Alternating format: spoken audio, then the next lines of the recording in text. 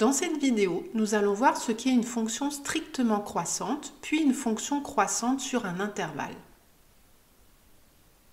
Soit f une fonction définie sur un intervalle i.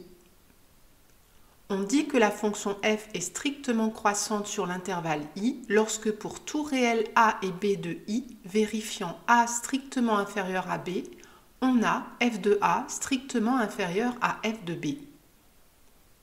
Mais qu'est-ce que cela veut dire?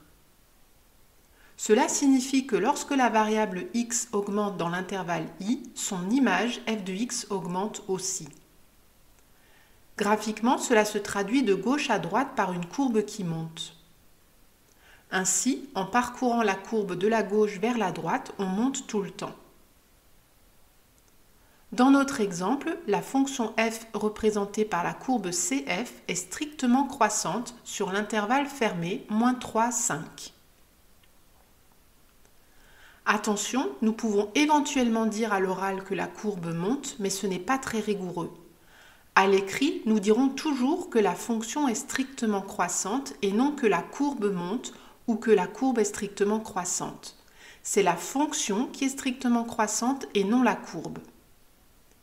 Pensez aussi à toujours préciser sur quel intervalle. Ici, c'est l'intervalle fermé -3, 5. Ainsi, pour tout nombre a et b dans l'intervalle i, si a est strictement inférieur à b, alors f de a est strictement inférieur à f de b. Regardez bien, la fonction f conserve l'ordre. Les antécédents a et b sont rangés dans le même ordre que leurs images f de a et f de b. Mais quelle est alors la différence avec une fonction croissante? Une fonction croissante sur un intervalle i peut être constante sur certains intervalles contenus dans i. Ainsi, si la fonction f est croissante sur l'intervalle i, alors pour tout réel a et b dans i, si a est strictement inférieur à b, alors f de a est inférieur ou égal à f de b.